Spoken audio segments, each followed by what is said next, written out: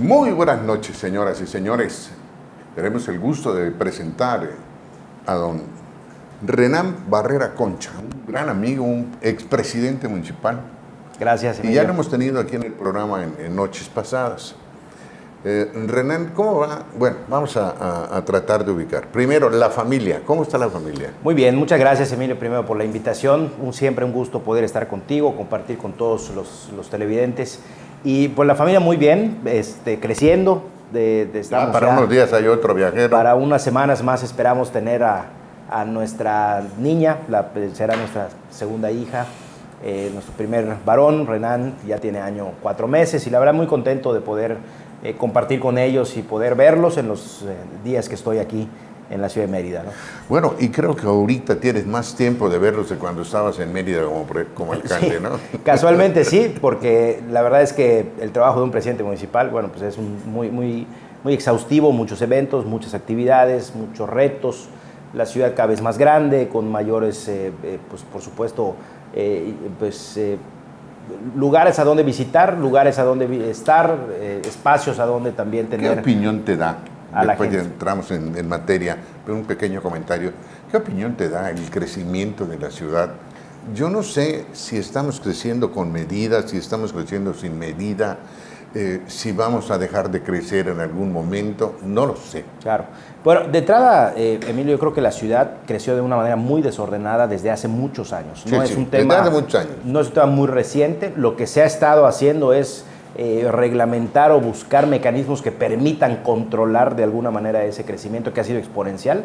Nomás para que nos demos una idea, hace 45 años éramos 250,000 habitantes, hoy somos casi 1 millón de habitantes, es decir, cuadruplicamos un poco más la población de la ciudad en los últimos 45 años, lo que ha hecho que obviamente pues sea un crecimiento sin mucho control, aunado a eso que las administraciones municipales son de 3 años, o eran hasta hace unos años de 3 años, ahora ya se puede tener el proceso de reelección, pero eso hizo que en muchas ocasiones la ciudad crezca de manera parchada, de manera cortoplacista, sin un proyecto muy largo, y a raíz de eso fue que se creó el Instituto Municipal de Planeación, que es lo que permite ya tener una regularización, incluso hasta los límites territoriales de la ciudad, para tener un orden mínimo y tener también una certeza jurídica. Dice la prensa esta semana que la familia china ha encontrado en Motul un lugar donde crecer, donde vivir, donde desarrollarse.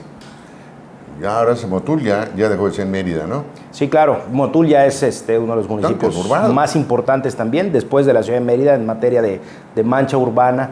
Ya son ciudades prácticamente satélites de la ciudad de Mérida, como lo puede ser Humán, como lo es Motul, como lo puede ser, por supuesto, Progreso, próximamente también Ixil, y todas estas zonas que están teniendo un crecimiento exponencial. Hay que regularlas ya no solamente de manera unilateral, pensando en las ciudades en sí mismas, sino de forma metropolitana, el crecimiento que pueda haber y los servicios que van a requerir todas las personas que se van a vivir a los puntos extremos de las diferentes ciudades, que salen mucho más caro llevar los servicios hasta allá, y que por comprar predios más económicos, por estar más retirados del centro, a la larga pues resulta ser mucho más costoso, y el tiempo de traslado, la actividad sigue siendo prácticamente alrededor del centro histórico. Sí, porque hay que hacer periféricos, hay que hacer calles adicionales. Agua potable, electricidad, seguridad. Seguridad, ¿no? Entonces, todo esto implica también retos, desafíos que los ciudadanos, pues al principio cuando adquieren un predio no lo notan, pero ya sobre la marcha de estar viviendo ahí, pues empiezan a tener una serie de complicaciones. ¿A ti te tocó el comienzo o los primeros movimientos exponenciales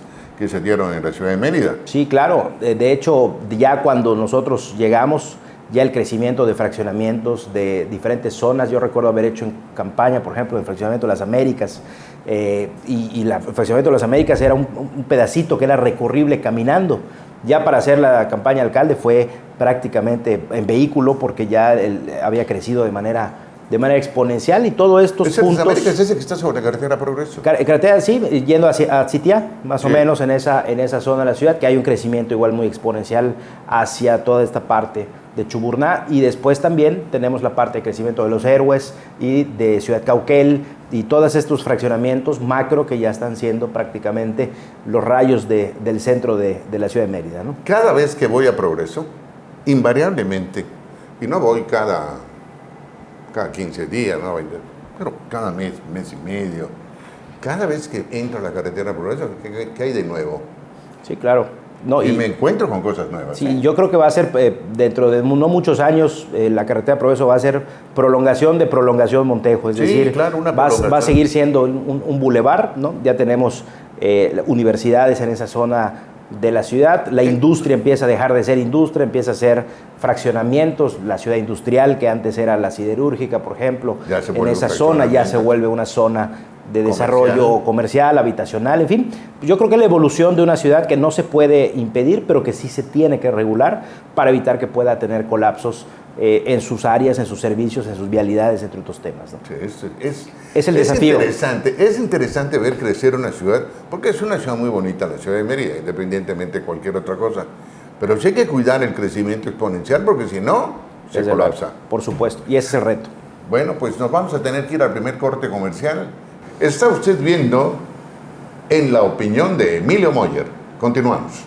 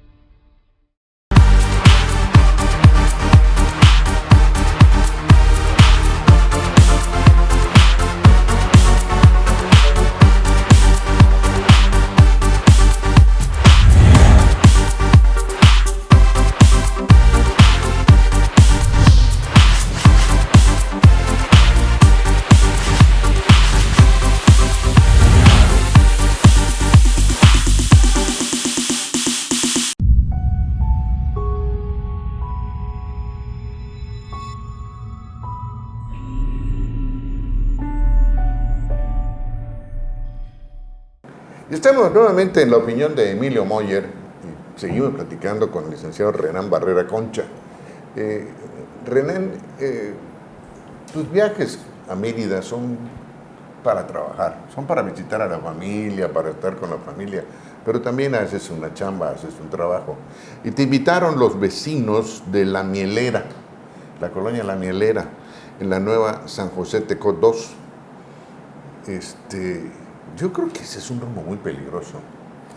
Bueno, sí. San José Tecó y lo alrededor de la prisión es un rumbo súper peligroso de noche. Así es. Y aquí estamos hablando de la nueva San José Tecó 2 está a espaldas del periférico, es decir, ya no están ni siquiera dentro del periférico dentro, como las originales del Penal y todo esto está, digamos, al mero sur de la ciudad, pero esta colonia dentro está después como yendo a Ixmaquil, más o menos, ese es el área que hay.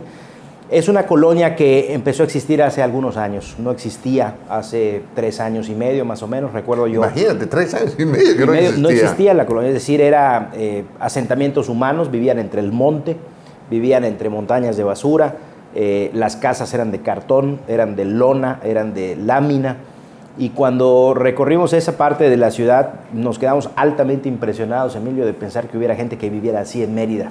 Es decir, increíble pensar que hubiera gente que vive prácticamente en el inframundo. Es gente que llega y pone un trapito y pone un papelito, un cartón, y ahí se queda a dormir y mañana pide... Sí, pareciera un campamento, pero es una zona en donde vive la gente, y niños muy pequeños, familias enteras, hacinados, en fin, unas condiciones verdaderamente inhumanas. Y cuando recorrimos este espacio con los directores del ayuntamiento, lo que hicimos es en su momento decir, tenemos que cambiar la vida de esta gente, tenemos que buscar darles todos los programas posibles, todas las oportunidades para poder salir adelante. Se hicieron más de 300 viviendas ahí, obviamente cumpliendo con todos los requisitos, se pavimentaron calles, se metió alumbrado público, se gestionó el agua potable. Hicimos una explanada para que puedan usar, mientras tanto, a manera de un parque, de una especie de zona de recreación. Y el cariño con estas personas fue impresionante. Bueno, los llevamos hasta el cine, porque muchos de los niños que estaban ahí no conocían lo que era un cine. Hicimos un convenio con una empresa de cine y los llevamos y les dimos palomitas y refrescos. Es decir, no solamente a un cine los llevamos personalmente. Yo fui con ellos a verles una función, vieron El Rey León, entre otras películas que ahí sí tuvieron permanencia voluntaria. Y la verdad es que es un tema de verdad de humanidad, ¿no? Les dimos becas, les dimos también, los llevamos a la Feria del Empleo. Es que, ¿qué puedes hacer por una gente la cara de un niño que te está viendo? No, y por supuesto, y muchos de ellos, pues ante la falta de oportunidades, si no son escuchados, ¿cuál es su camino? La delincuencia, la prostitución, la drogadicción, y esto genera pues en un mal social que obviamente hunde a una comunidad que está emergiendo.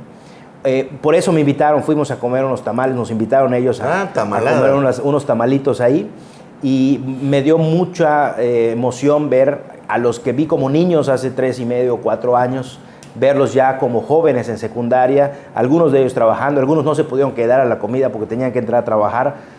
Y todo esto lo que me da a mí es una gran satisfacción de saber que cuando se invierte en el desarrollo humano de las personas, no solamente en infraestructura, en bloques, en techos, en cuartos, en baños, sino cuando se invierte de verdad. Se invierte en la persona. En la persona, se cree en la persona, se le motiva a la persona a salir adelante, puedes transformar a la gente. Y por eso me dio mucho gusto que haya sido yo invitado. Estuvimos más o menos como 2 horas ahí, 3 horas, conviviendo, platicando y pues motivándolos a que sigan adelante como debe ser. No es peligrosa una zona así, ¿verdad? Pues cuando tienes el cariño de la gente, no. Desde luego que se ha invertido mucho también en seguridad, precisamente por no tener pavimentación de calles. No entraban los servicios, no había recolección de basura, no había patrullaje, no había transporte público. Hoy, al tener ya la pavimentación de esta zona, al menos la periferia de la colonia, pues todos estos patrullajes y todo este servicio se realiza, y bueno, pueden gozar hoy de mejores condiciones, ¿no? Afortunadamente. Hernán, en una lluvia de ideas, no te asustes por lo de la lluvia de ideas, porque nuestro productor sí se asusta. Nuestro productor sí le llama la atención. Pero alguna idea que tengas a un futuro cercano para la ciudad de Mérida, para poder desarrollar algo en la ciudad de Mérida, ¿qué tienes? Pues mira, de entrada lo que hemos estado haciendo es seguir visitando las zonas en donde nosotros creíamos que podía haber todavía muchos rezagos.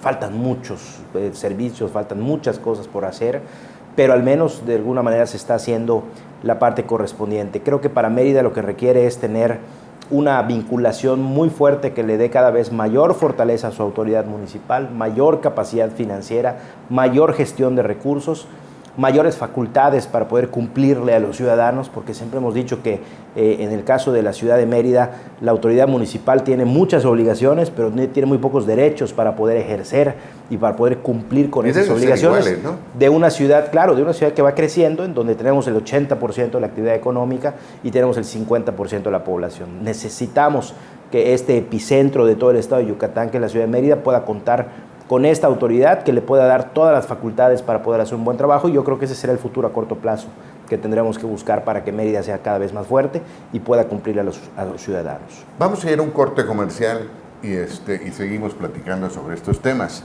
pero a mí hay uno que bueno, ahí te digo cuando volvamos. Muy bien.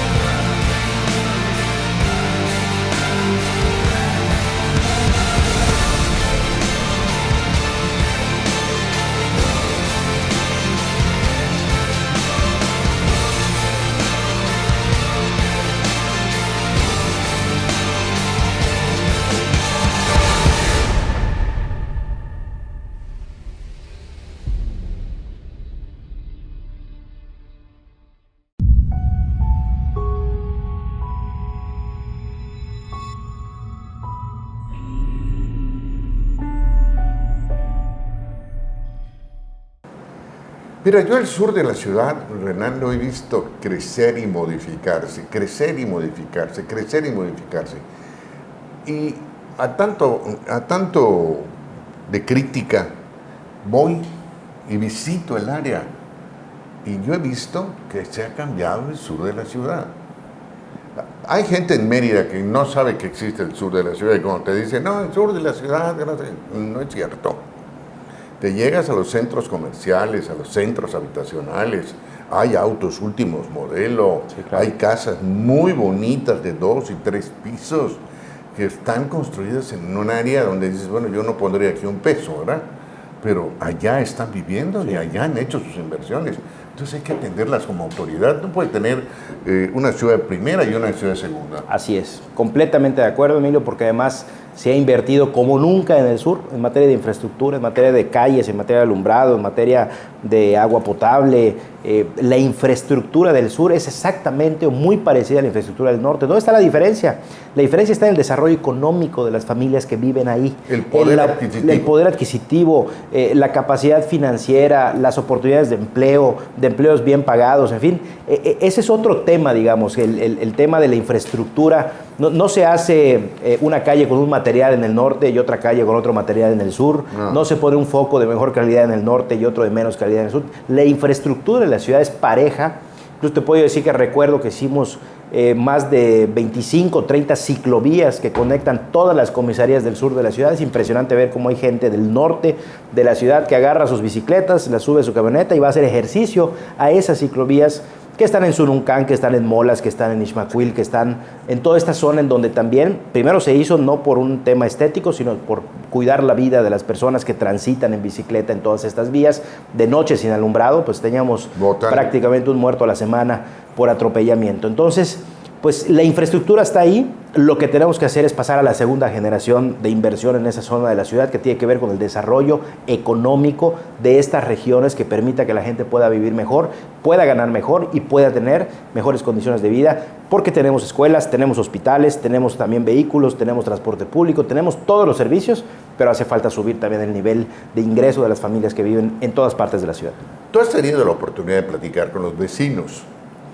Hay reuniones antes de las inauguraciones, cuando se va de improviso a una colonia a visitar, a ver si se está haciendo el trabajo realmente que se le ordenó a los empleados del ayuntamiento. ¿Qué impresión te has llevado cuando llegas a un área así? Bueno, de entrada es importante hacer esa vigilancia cuando se está en la oportunidad de servir a los ciudadanos, porque no solamente es el compromiso que se hace con la gente, sino también de tus funcionarios, de los trabajadores, de poder cumplir las expectativas de la gente, pero sobre todo no hacer absolutamente ninguna acción, ninguna obra que los vecinos no haya sido previamente socializada. No hay peor obra que se haga que la que la gente no quiere, y que además genera un problema y que además genera molestia. Y bueno, pues la verdad es que la autoridad lo que tiene que hacer es... ambiente. Así es, lo que tenemos que hacer es entender lo que la gente necesita. Ninguna autoridad es capaz de poder saber qué hace falta en San José Tecó, qué hace falta en la Nueva Mulsay, qué hace falta también en colonias en donde hay falta de servicios, si no se hace a través de comités de participación ciudadana que te puedan dar una orientación de cuál es el recurso que se debe invertir en qué tipo de cosa. Entonces, yo creo que lo importante es escuchar y que lo que se vaya a invertir sea producto del consenso con la gente para que las cosas puedan funcionar mejor. Pero bueno, en otro orden de ideas, Renan, la política nos va a ir llevando, es la vorágine de la política. Estamos en el mes prácticamente de noviembre, diciembre, y en enero ya las campañas políticas. ¿Es correcto? Bueno, tenemos el 2017 4 procesos en 4 estados, digamos formalmente. Veracruz, que tiene una renovación de municipios. Tenemos Nayarit, que renova... Los ratas de Veracruz. Así es, ahí va a haber cambio municipal. Tendremos en Nayarit cambio de gobierno del estado, tendremos en Coahuila también cambio de gobernador y tendremos también en el Estado de México estas elecciones. Esas son las elecciones formales que vamos a tener en 2017, en las cuales el partido a nivel nacional está completamente concentrado, y posteriormente, seguramente a la par, en el resto del país, empezarán a ver pues, los esfuerzos para poder empezar a ver cómo vendrán sus procesos del 2018, ya que no tienen proceso en 2017, y yo creo que es una gran oportunidad para que se empiecen a generar consensos, se empiecen a generar también pues los pasos preliminares que tienen que ver con darle pues esa certeza a los partidos y también a los ciudadanos con respecto a ese proceso electoral. ¿En algún momento te has visto involucrado en un puesto público de votación en México a futura fecha? Pues la verdad es que yo creo que habrá que siempre estar presentes, siempre estar en esa condición de poder aspirar a servir desde donde uno pueda ser más útil. Te lo digo porque la semana pasada hubo un alboroto político que a mí me llegó por los medios normales de comunicación. Se lanzó Renan. ¿Se lanzó a qué? Se tiró a la piscina, se echó un baño de mar, ¿no? Algo así. Sí. No, fue un movimiento logístico que no progresó, porque se consultó con los altos mandos y les digo, cuidado, no fuera de tiempo. No, claro, no, jamás. Yo creo que aquí lo que estamos siempre todos haciendo y todos buscando es tener esta presencia, es generar las sinergias que sean importantes para poder unir al partido y para poder darle esa vigencia que necesita para poder tener y recuperar Yucatán en 2018. Estamos en la mejor oportunidad, Emilio, de poder recuperar Yucatán y estamos en la mejor oportunidad de poder recuperar la presidencia de la República si hacemos el trabajo que nos corresponde después de este 2016 que ha sido el mayor triunfo electoral para el PAN en su historia. Creo que caminando juntos vamos a poder lograr darle a la gente mejores oportunidades de gobierno. Don Renan Barrera y Concha, muchas gracias por haber asistido a esta invitación. Y te invito para las próximas fechas para que nos acompañes y platiquemos. Ya viste que aquí es una mesa abierta de sí, panel. Claro, muy bien. Pero tampoco somos agresivos. No, muy bien, excelente. Te agradezco mucho la invitación, como siempre, y pues un gusto saludarles a todos en sus hogares. Muy buenas noches y muchas gracias, Emilio. Muchas gracias. Y esto fue En la Opinión de Emilio Moyer. Muchas gracias, buenas noches, hasta la próxima.